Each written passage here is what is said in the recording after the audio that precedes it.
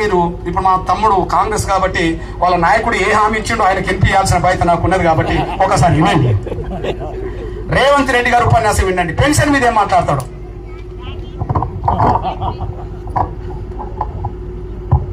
ఎంత వస్తుంది ఇప్పుడు? పింఛన్ వస్తుందమ్మా, ఎంత ఇస్తే కదా, ఇంత అంటే ఎంతనే అట్లేగా, ఇంత అంటే ఎంత ఎంత ఇంత అంటే 2000 కదా, 2000 2000 కదా.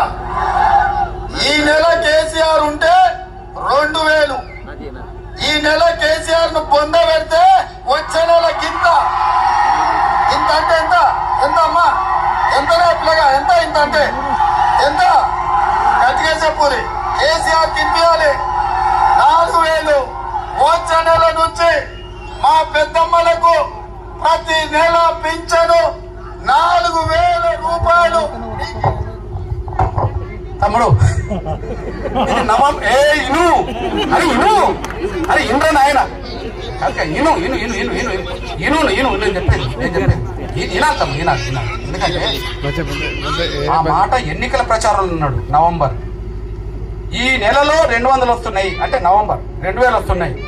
వచ్చే నెలలో 400 200 2000 అన్నాడు కలిపి 4 డిసెంబర్ అన్నాడు. తమ్ముడు నేను ఒక విషయం చెప్తున్నాను. నేను తెలంగాణ ఆంధ్రప్రదేశ్లో పెన్షన్ల గురించి పోరాటం చేస్తున్నా కదా, ఇక్కడ ఒప్పించి నేను ఆయన గురించి నేను మాట్లాడుతున్నాను చెప్పాను. ఇప్పుడు ఆయనను ఓడించమంటే ఓడించాడు కదా అనుకుందాం. ఇప్పుడు మీ దృష్టికి తీసుకొస్తున్నా. నేను చంద్రబాబు దగ్గరికి వెళ్ళి ఒప్పించా పెన్షన్. ముందు ఎన్నికలు జరిగింది ఎక్కడ? ఇక్కడ. తర్వాత ఎన్నికలు ఎక్కడ జరిగినాయి? అక్కడ. 2023 డిసెంబర్లో ఇక్కడ అధికారంకి వచ్చిండు. నవంబర్లో హామీ ఇచ్చిండు, డిసెంబర్లో ఇస్తామన్నాడు. అక్కడ 2024 జూన్లో అధికారంకి వచ్చిండు. నేను ఆయన ఏప్రిల్లో కలిసిన. ఎవరిని? చంద్రబాబు నాయుడు గారిని ఏప్రిల్లో కలిసిన. పెన్షన్లు పెంచమని నేను కోరినా. 2000 4000 వృద్ధుల కోసం కోరినా, 3000 6000 వికలాంగుల కోసం కోరినా. ఆ కోరిన తర్వాత ఆయన హామీ ఇచ్చిండు, అధికారంకి వచ్చిండు. అధికారంకి వచ్చింది ఎప్పుడు? జూన్ లో. ఆయన ఎప్పటి నుంచి అమలు చేస్తున్నాడు? జూన్ నుంచి కాదు, జూలై కాదు, ఏప్రిల్లో ఏ హామీ ఇచ్చిండో ఏప్రిల్ నెల నుంచే వర్తింపజేసి పెన్షన్లు అన్ని ఇస్తున్నాడు. పెన్షన్ పెరిగినా ఇస్తున్నాడు.